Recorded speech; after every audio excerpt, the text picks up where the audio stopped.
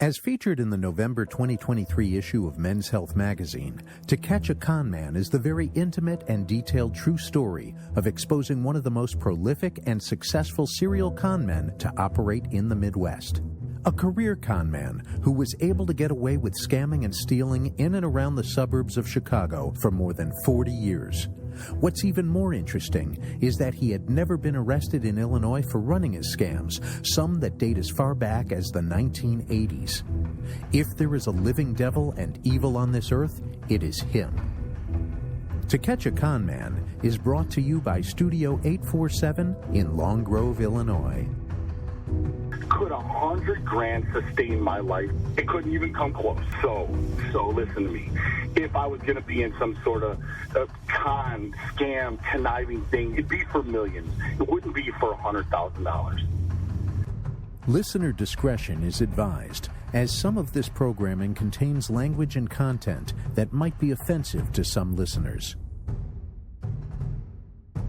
Thank you for supporting To Catch a Con Man. On the last episode, we set out to find out what Dugo was up to in the summer and fall of 2018. We went on a hunt to find a whale, the single largest financial score for Dugo that Adam had heard of yet. On this episode, the master con man and criminal continues to have the advantage, as a twist of events and circumstances tip the scales in his favor. We are set up for the Perfukt storm. Join me on this adventure to catch a con man. This is Adam Albin.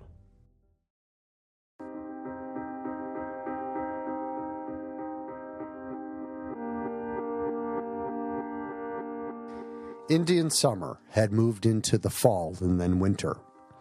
Most of 2018 proved to be such a clusterfuck of a year for me in general.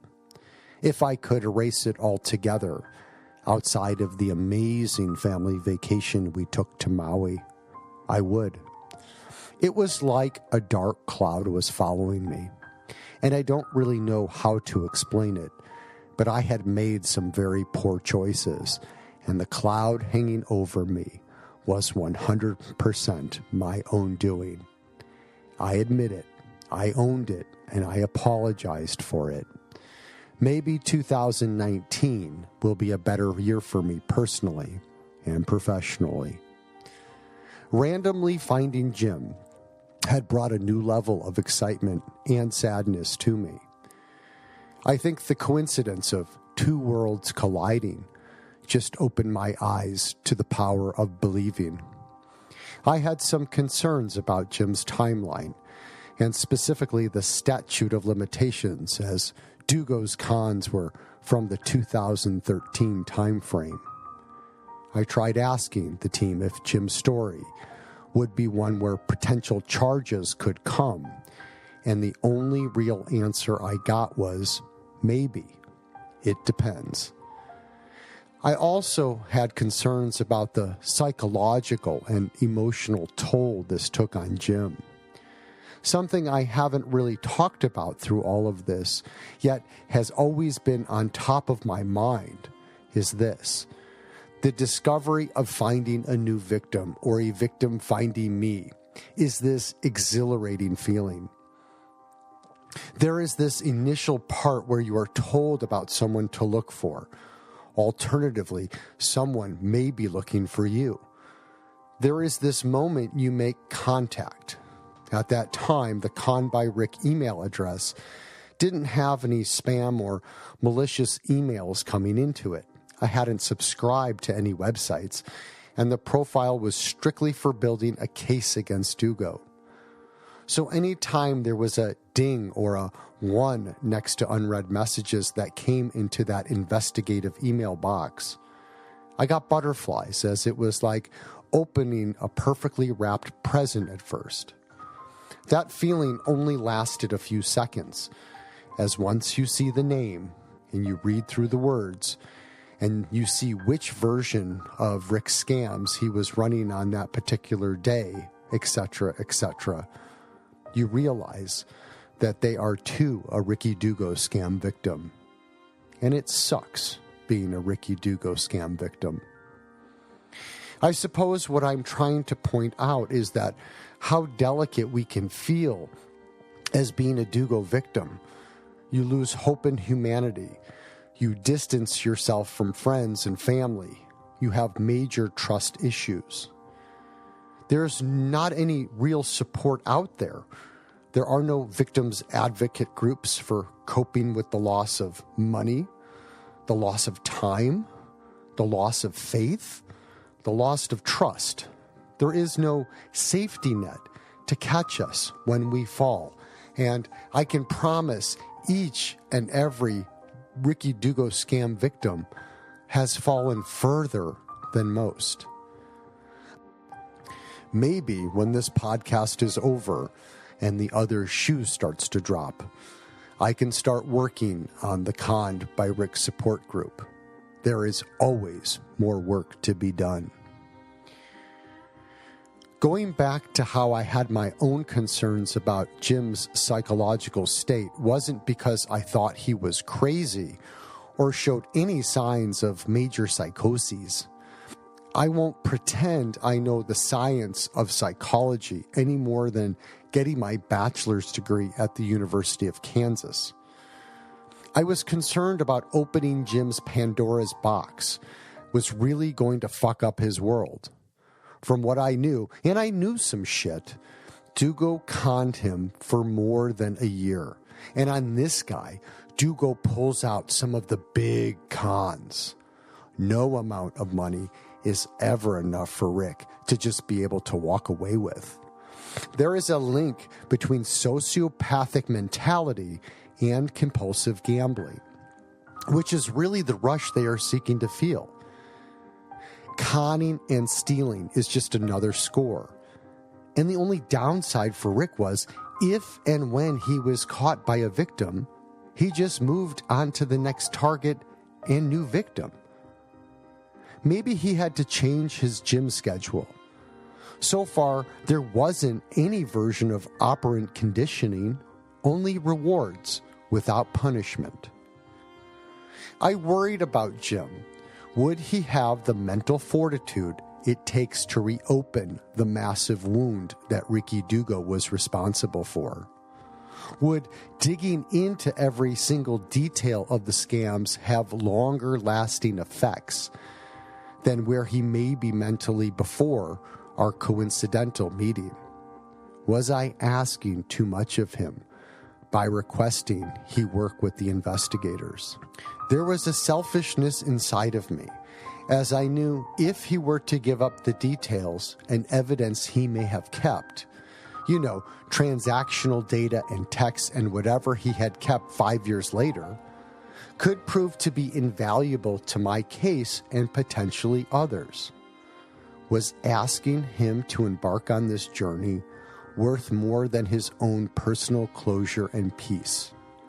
I had all sorts of questions that, when I think back to 2018, I never really asked, and I should have.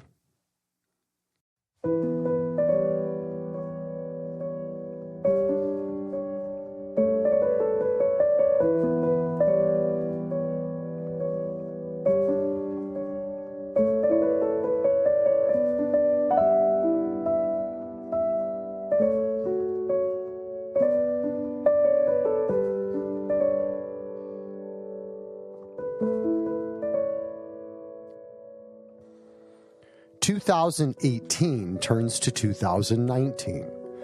A perfect storm was brewing on the horizon, a massive cyclone of sorts that I wasn't prepared for.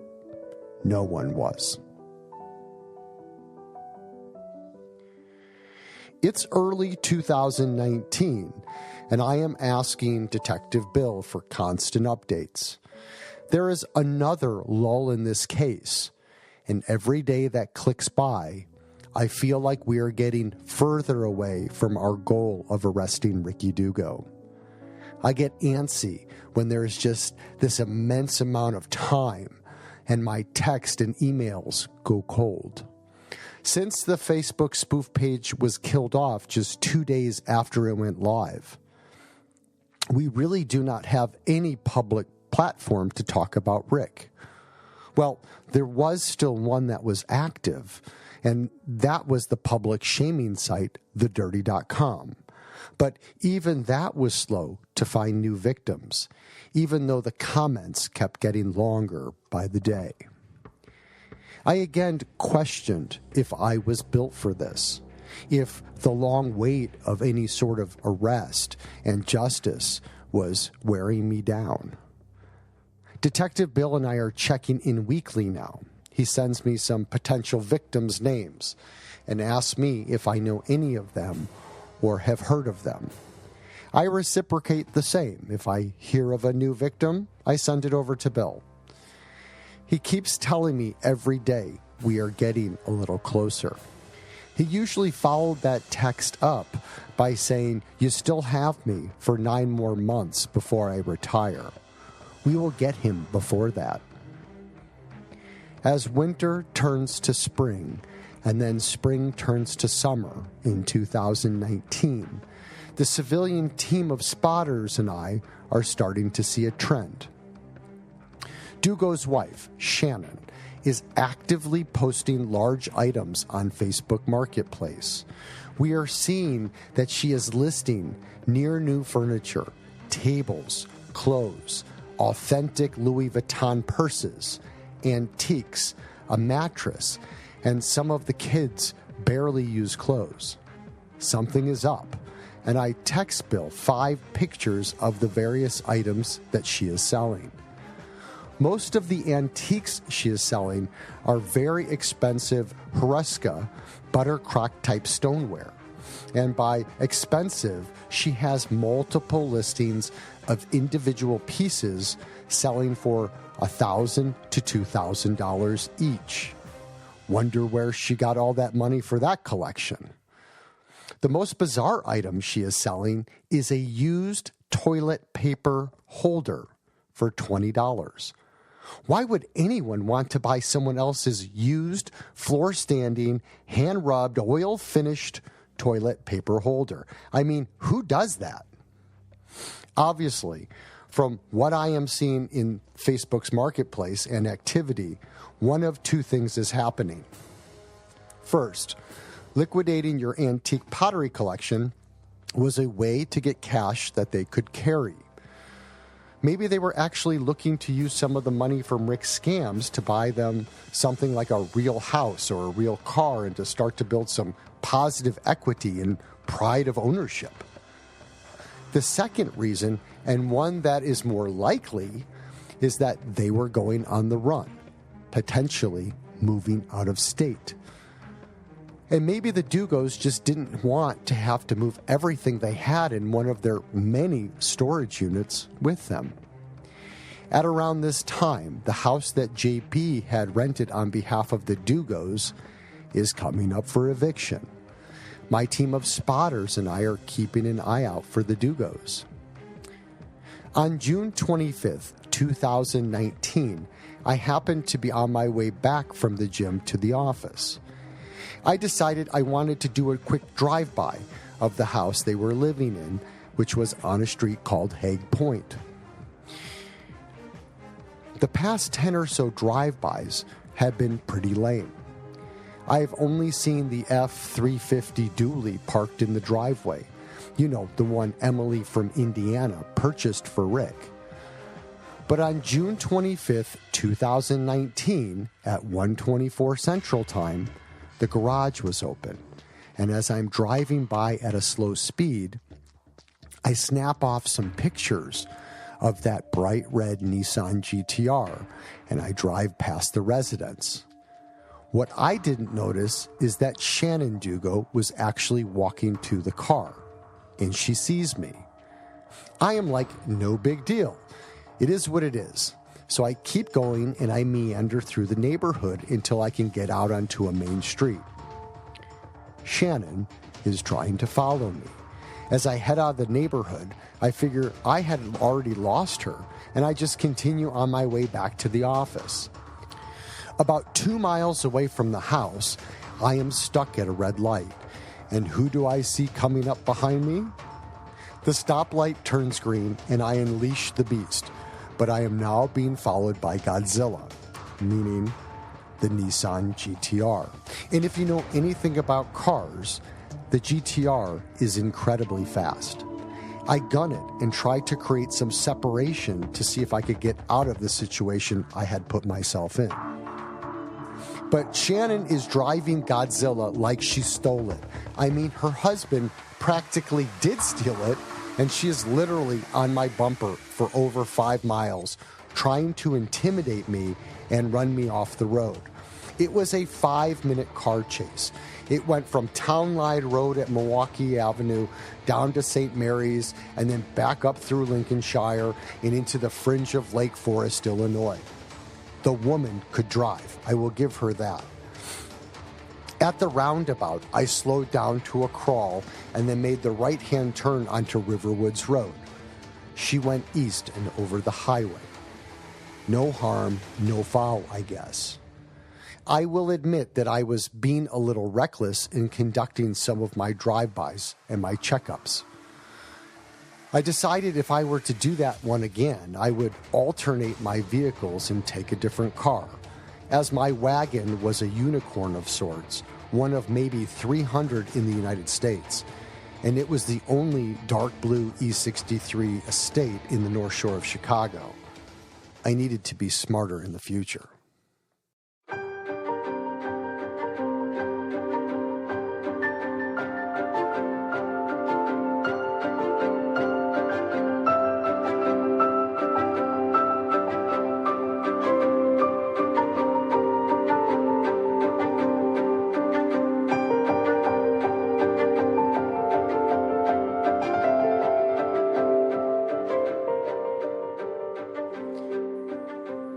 Shortly after I had my run-in with Dugo's wife, I heard word from Detective Bill that the Dugos had moved to Florida. And while that wasn't going to stop the team from continuing to interview victims and or accomplices, obviously it would be hard to keep tabs on them. It was bittersweet to hear. Leaving the state would mean that they were someone else's problem. But the objective to keep my neighbors in the northern suburbs safe from being victimized had, in a sense, paid off. Ricky Dugo's reputation now was that of a fraudster, and he was forced to flee the state, large in part because the rumors were spreading about him being a scammer. So we were good now, and we just had to wait for Lake County to make the arrest. Well, at least we thought we were good. More to come on that next. The Dugos pack up their shit and head to Florida in early July of 2019. I know nothing about what they were planning on doing down there, but whatever happened down there, it was very short-lived. Around September 5th, 2019, which was a Thursday, I was working out of my office building in Lincolnshire, Illinois. I was leaving for the day and heading out to dinner with my son. There's only one way into my building and one way out. You travel about 4 blocks on a street that winds from my office building and gets you to the stoplight at a major intersection, Route 22, also known as Half Day Road. There is a hotel just to the north of my office building, a Homewood Suites by Hilton, just at the corner of Tri-State Drive and Route 22. Now, I'm not paying much attention, but as I'm driving out and on Tri-State Drive heading towards Route 22, I happen to look over to my right. Something shiny and red had caught my eye. In the parking spot closest to the road I was driving on was a bright red Nissan GTR. I saw it and I wanted to turn around to get a better look-see, but I was on a really tight timeline as my son was meeting me at the restaurant around 5:30. I just made a mental note of that car, and here is why. Nissan had made many GTRs since 2010 or so. Most of them are black, white, and or silver. In looking at the production numbers in model year 2018, the bright red color was less than 10% of the US-based GTRs that were produced. So seeing a bright red Nissan GTR in the parking lot next to my office building just spurned this idea that maybe the Dugos had come back to the Chicagoland suburbs. And if so, why were they living in a hotel in Lincolnshire, Illinois? I was working from home the next day, which was Friday, and we had obligations on Saturday. So I decided that on Sunday, September 8th, I would drive out to Lincolnshire and see if the red GTR was parked in the parking lot. And if it was, I wanted to get a picture of the license plate. It was a crummy day outside. The drizzle had changed to a steady rain. I arrived about 10:52 a.m., and at first I do not see the Nissan parked in the side lot. So I drive over to the other lot, which was closer to my office building. Bingo! The bright red Nissan GTR was still there. I turned my phone to video, parked the car, and then sprint from my car to the GTR and to the rear of the car to video the license plate. The license plate reads 333ZAB, and it's an Indiana license plate. In my head, I know for certain that this is Dugo's scam GTR. I hightail it back to my car, and I'm shaking as I'm thinking, I'm going to get caught. I get back into my car, and I head over to my office building's lower level parking garage. I pull up another photo I had kept in the Dugo file, one that was again of that same bright red Nissan GTR, and I looked at the license plate. It reads 333ZAB, again, an Indiana license plate. It is for surely the Dugos conned Nissan GTR, the one that they scammed from Rose in Indiana. I immediately text Detective Bill the video I took. I explained that they are back and staying at the Homewood Suites in Lincolnshire. I knew that the repo man had been looking for the GTR, so I tell Bill, you may want to contact him with the location and time and send him over to recover the vehicle. Bill texts me back that he will send Tony over in the next few days to get a look at the car. So over the next few weeks, my spotters and I notice the Dugos are literally living out of the hotel. I spot another one of the cars that Dugo's wife is driving. It's an Acura MDX, a midsize SUV. I make a note of the car and its plate, and I send it over to Bill to check that one out as well.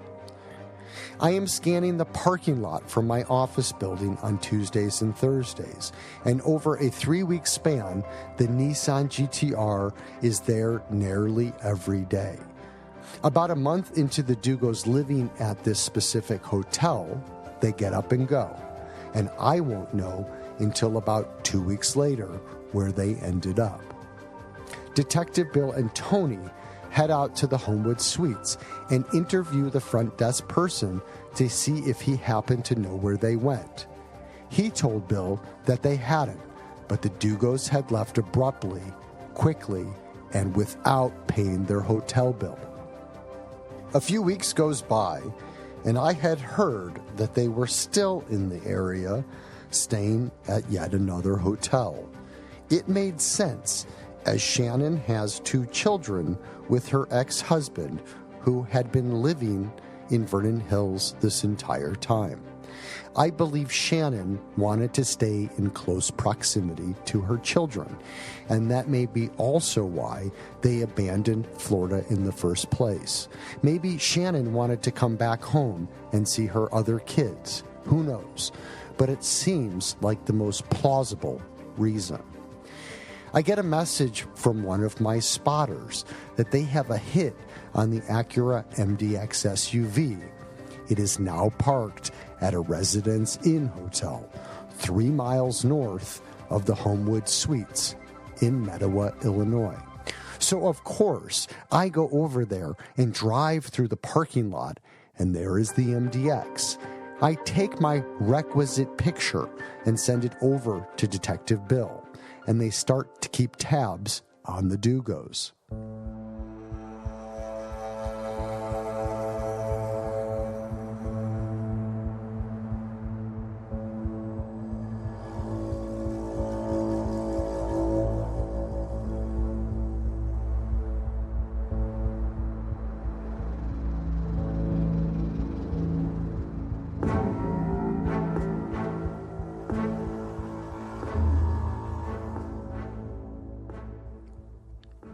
Now, about this time, let's call it late September to middle of October 2019, Ricky is frequenting a high-end car dealership in the Libertyville, Illinois area.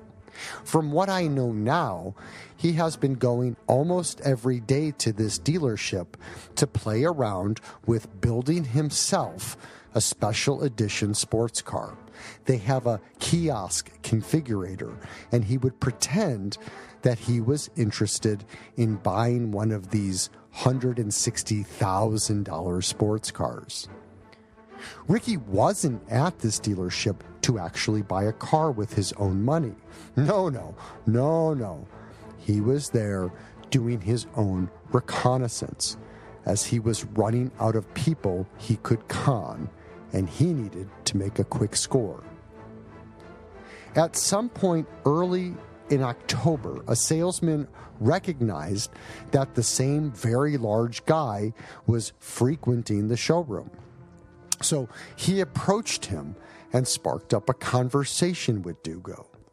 Dugo told him he wanted to build out a specific sports car, and he was hoping somebody could help him out with the configuration and the details on how to place his order. The salesman provided Rick with his business card, and over the next few visits to the dealership, in typical Ricky Dugo fashion, Rick was able to forge and start a friendship. For the purposes of this podcast, we will call the salesman Lou.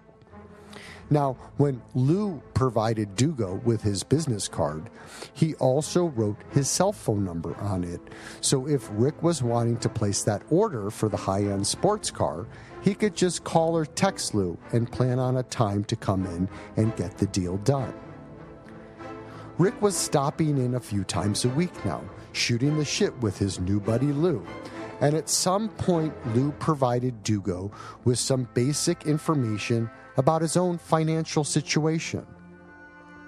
I think you all know where this is going. In the middle to end of October, Ricky Dugo calls Lou on his phone in a tizzy. He goes on to tell Lou that him and his children are about to be evicted from the Residence Inn in Mettawa, Illinois. And if that happens, the children will be removed from their school.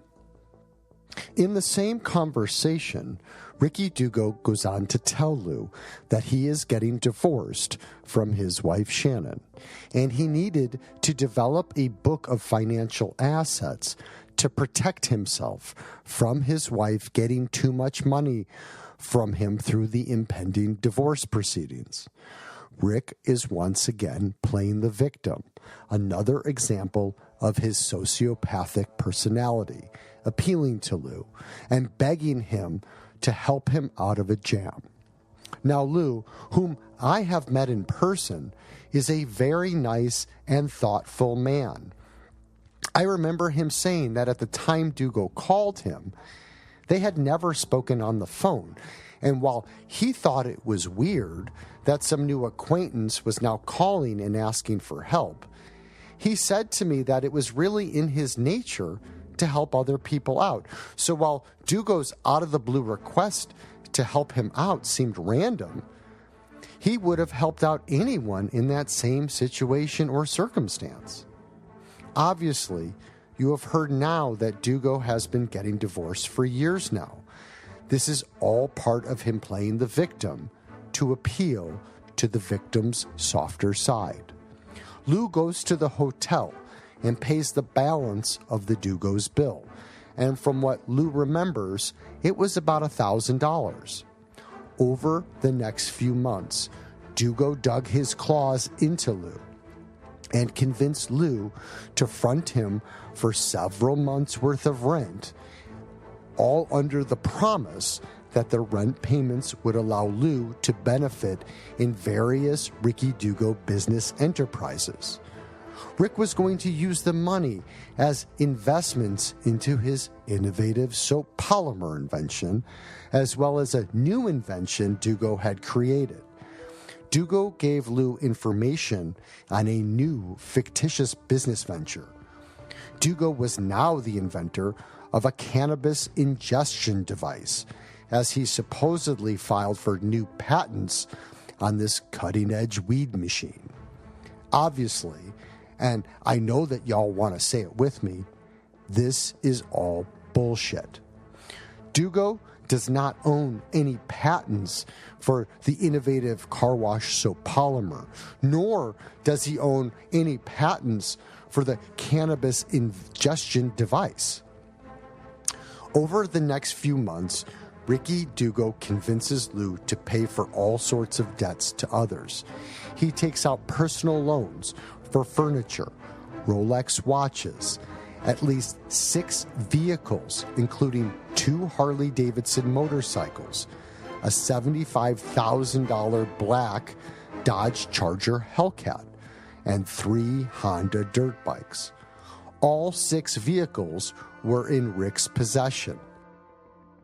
And it doesn't just stop there. He keeps stating to Lou that if he receives just a little more money, he will be in the black, and then he can not only pay off these 6 vehicles, but he would also make and give Lou a handsome profit. By the time Dugo is done with Lou, he has been taken for $34,000 in cash and over $140,000 worth of furniture, Rolex watches, and vehicles, all on credit cards and in various loans. Lou was also not successful in getting Dugo to pay him back the money. The only item he was able to get back was the Dodge Charger Hellcat, and that was only due to a future event that Dugo didn't see coming. We will come back to that in a future episode. Since being Dugo'd, Lou had to file bankruptcy and is still having his wages garnished today in 2023. His family has also suffered. Him and his wife nearly got divorced because of this event. Lou mentioned to me that the emotional strain and the financial losses left him broken. This particular story, this particular con, is another one that absolutely kills me. Lou's con and scam should never have happened. If you remember the timeline, I went to Lake County in June of 2018.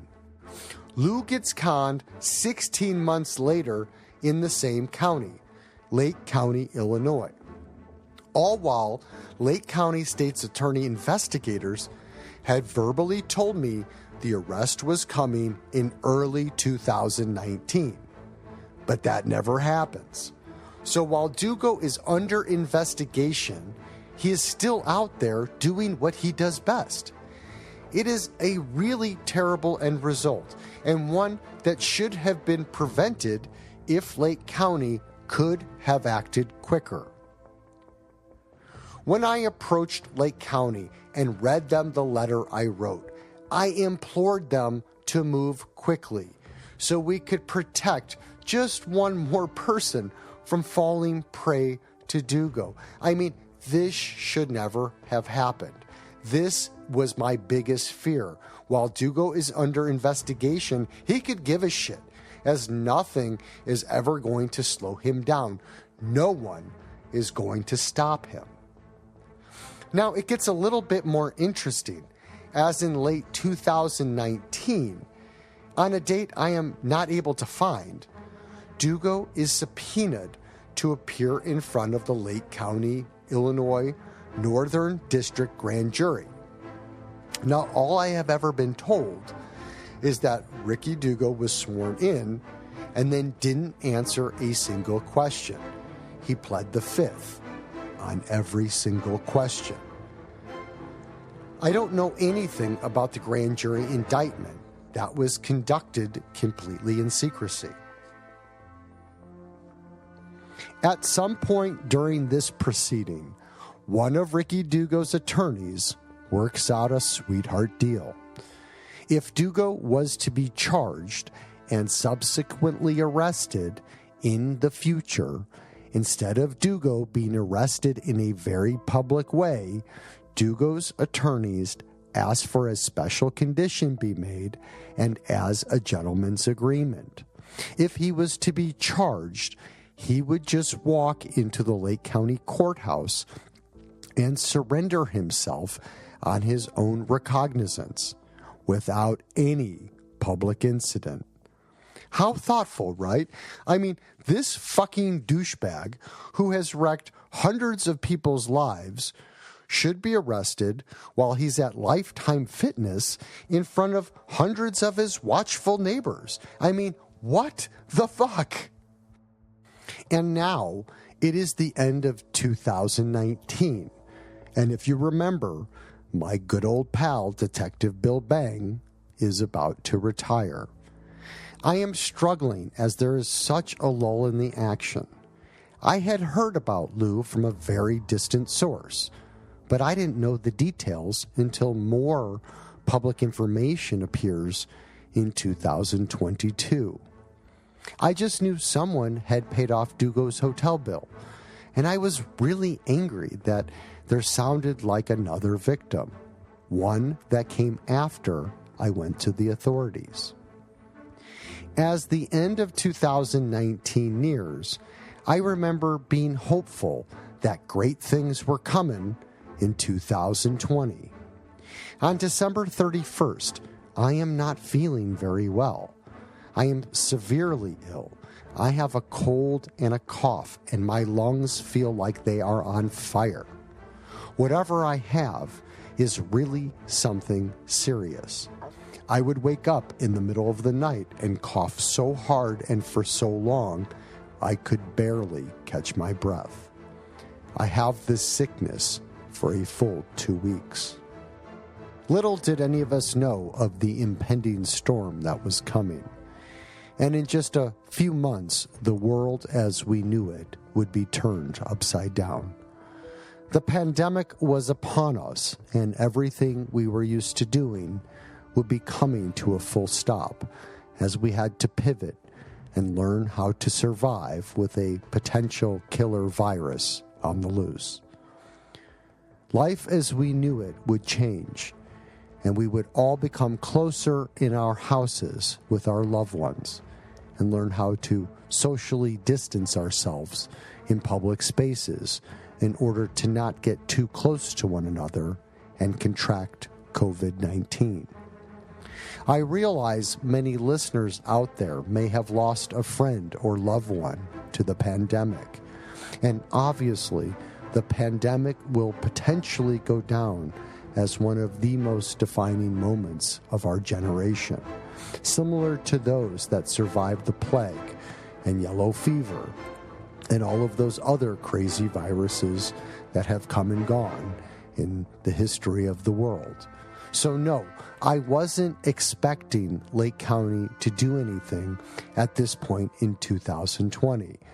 I just chalked it up to another win for Ricky Dugo. More time on the loose and free to live his best conman life. I would guess that he was also collecting the U.S. government COVID stimulus checks, since he never filed income on his IRS tax returns, from what I have been told. How fortunate to not have to pay taxes and then get a bailout.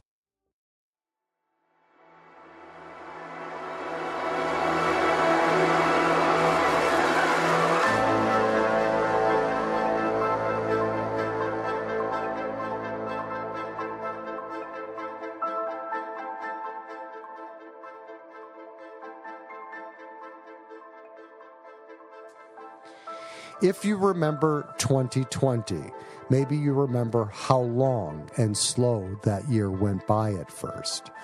For me and my family, we had been looking at houses in Long Grove, Illinois, since about 2019.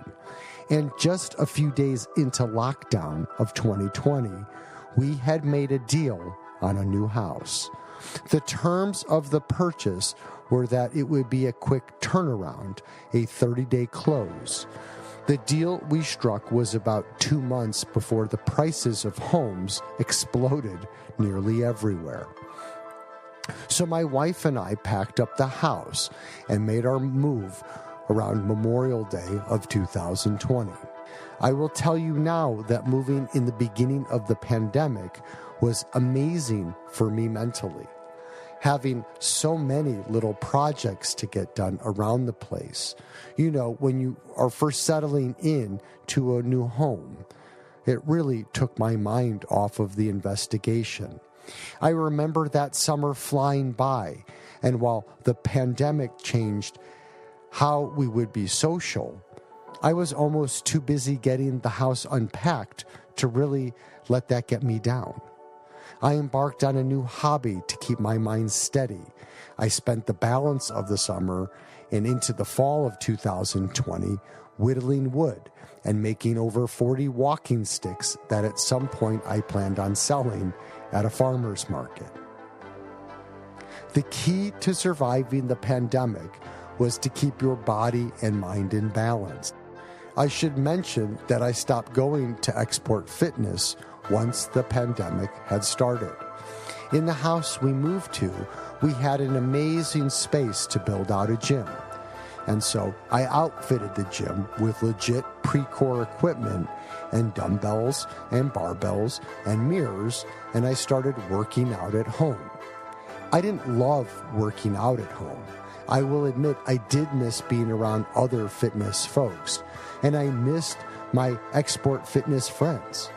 But we all had to make changes, and for the next 3 years, this will be the place that I find my center and solace. There are 2 more significant events in 2020 that delayed Dugo being arrested. At some point in the summer of 2020, Assistant District Attorney Fred Day makes a decision to leave the Lake County State's Attorney's office. Fred wants to move to the other side of the courtroom and takes a position as a defense attorney at a private firm. I do not hear anything about him leaving until January of 2021. In looking back, in my opinion, with Fred Day leaving, the case for a few months just sits idle, waiting for somebody at the state's attorney's office to pick up the case again. The second is that 2020 was an election year. The current regime and leadership within the state's attorney's office since 2012 had been Republicans. Lake County State's Attorney Michael Nierheim, who was a 2-term elected official, would be going up against an up-and-coming Democrat opponent in the November 10th, 2020 election. Nierheim was set to defend his post against the Democrat challenger Eric Reinhardt. On election night, Nierheim was initially leading Reinhardt by a very large gap. Nierheim had received 41,757 votes to Reinhardt's 25,335. But by the time the dust had settled and all of the votes were processed over the next 7 days, Nierheim conceded victory to Reinhardt, 163,501 votes for Reinhardt to 151,991 for Nierheim. Nierheim would go on to say, and I quote, "I think certainly the blue wave that's been hitting Lake County for the last couple of election cycles was definitely a factor." So in late 2020, the results are in. there is going to be a completely new Lake County State's Attorney coming in early 2021. I am left to wonder, what happens now? New leadership may be good, or it could be bad for me and the Dugo investigation. I will have to wait patiently and see. Something that is weighing on my mind is that we are now almost 2.5 years into this investigation, and the statutes for charging Ricky Dugo will expire after 3 years. It's been a very long time, and I am extremely concerned that once again Dugo may get off scot-free. So much uncertainty surrounds this case, and by this time in late 2020, I feel like the promises I made to each and every victim I talked to were promises I could not keep. I get texts and emails every few days asking me if any arrest is on the horizon, and I can tell that there's a sense of disappointment, and I honestly couldn't blame them for feeling like I sold them a bad bill of goods. The more time that goes by, the more my credibility and credence is lost. I'm really not doing so well mentally at this point. This is what chasing Dugo does to you. It just keeps on going, and it wears on you, grinding you down into just a stump of who you used to be. I am reclusive and short in my responses. I just want to sleep and forget the last 2.5 years of my life. And so I slept. By the end of 2020, my hope was fading, and my faith in letting the system work for me as a means to finding a way to take Dugo down was teetering. With Detective Bill retiring at the end of 2019, to a global pandemic, to the ADA in charge of this case leaving for private practice, and a complete changing of the guard from the top down, you just couldn't make this shit up. And you had to start to wonder, when the statutes elapse and the potential for charges is wasted, how am I going to get my justice? I start to mentally prepare myself and my wife for taking things into my own hands.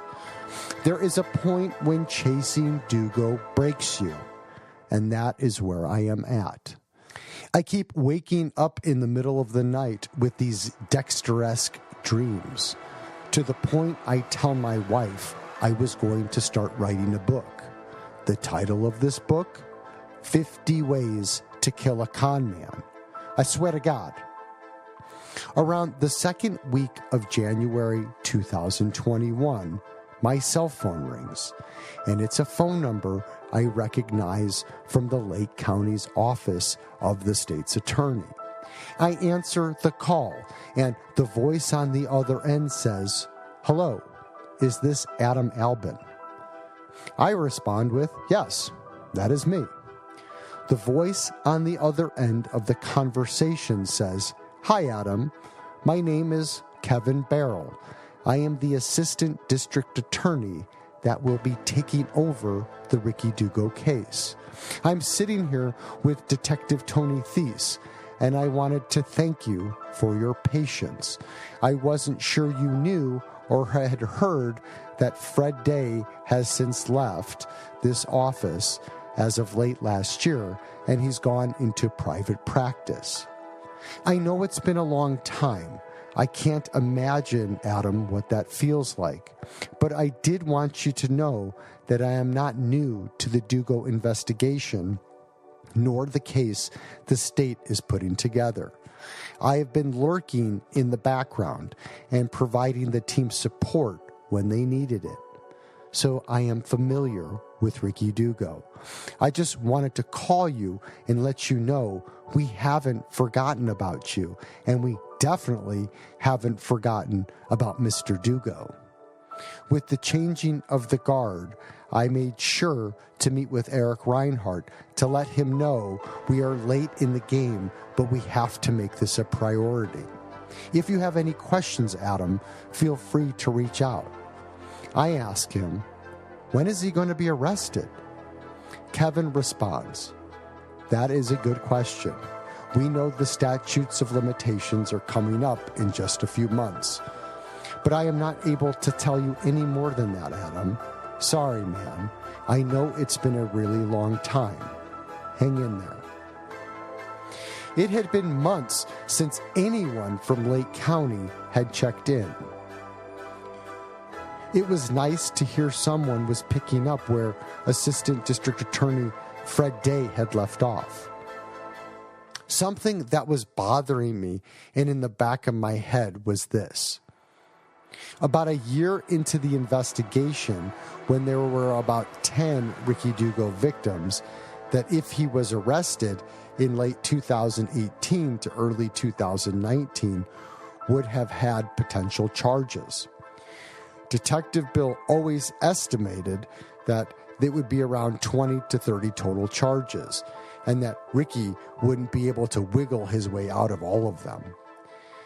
As I looked at the date, it's January of 2021, which means my coworker, and Brad, and Scott, and all 5 of the Greg's Landing victims were now never going to be able to have their cases be heard. As nice as it was to finally hear from the state's attorney's office, I was thinking about all of the events that had happened in Dugo's favor over the last 2.5 years.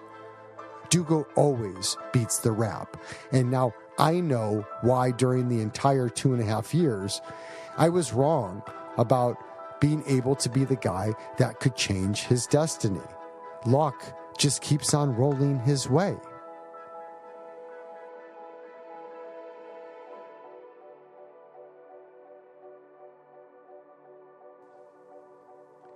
I think I have delayed this information long enough. There is something I need to admit to each and every one of you.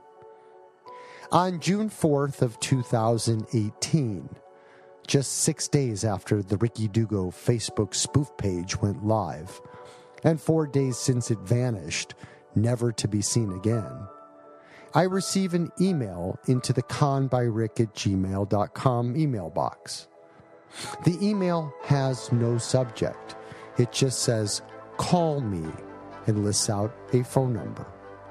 The email is from an alias, so I respond that I need more information on who you are and what information this person would like to share. For the purposes of this podcast and in real life, I have called him George Red. That was his fake name he chose on the first email he sent to me, and it stuck. I emailed him saying I needed to vet him, and I needed to protect myself. So if he had something to give me, this would be the time, as I don't just call anyone. He responds, I understand, and I'm trying to do the same. I have a lot of information to share with you, but it seems like you are on the right track. I can tell you Rick also used to use the name Rick Mazzetti as an alias. He is also a convicted felon in Ohio. Google Sandusky Court Records felony theft charge under Rick Schulte filed in 2007. The scum has been hurting people financially and emotionally for over 20 to 30 years. Basically, and again, this is 100% truth, he has been in this background with me the entire time, providing what I call ground support. He has been my secret confidant. For over 5 years, he has been pointing me in various directions, most of them solid leads. On occasion, he would send me down a rabbit hole or in the wrong direction altogether. He wasn't directly a Ricky Dugo victim. He had been collecting data and information and stories about Dugo for about 10 years. Why was he watching Dugo? One of his family members was a Dugo victim, and he had always known that Dugo was a much bigger criminal than law enforcement or even the FBI led him on to be. George Red gave me the information about the hidden Sandusky, Ohio felony, which I brought with me and included in the letter to Detective Bill. He also provided me with victims, names, dates, phone numbers, basically helping me fill in the gaps of 2007-ish through 2017. What is so neat about this relationship is that while he knows my real name, I have no idea what his is. I have never asked. I have never needed to figure it out. I have always liked the relationship as it was. So even though there was one time he called me and his real phone number flashed up, instead of his usual no caller ID visual identification, I took down the phone number, but I've never looked it up. I don't want to. I don't need to. In 2018, we would talk almost every day, to the point he was going through burner phones and prepaid minutes every week or so. We would communicate on a messenger service, and if I had to guess how many messages we shared with one another, I would put it well into the 100,000 messages range. And it hasn't always been a good time working with him. It could be frustrating. I mean, this is a grind, and he, like me, would get really mad that Dugo had just kept getting away with it, and would often spiral out of control to the point he would just say, fuck it, he was done. Regardless of the ups and downs, the thousands of hours talking on the phone and being so invested into catching a con man, we have divided and conquered. So I wanted to take a moment and specifically say to George Red, thank you, brother. It was a pretty fucking wild ride. I won't give you the graph 3 blue thumbs up. On March 12th, 2021, I am out walking in the neighborhood with my wife. It happened to be a sunny, semi-brisk 45-degree morning when a phone call comes into my cell phone. The phone flashes no caller ID. I tell my wife it's George Red, and I better answer it.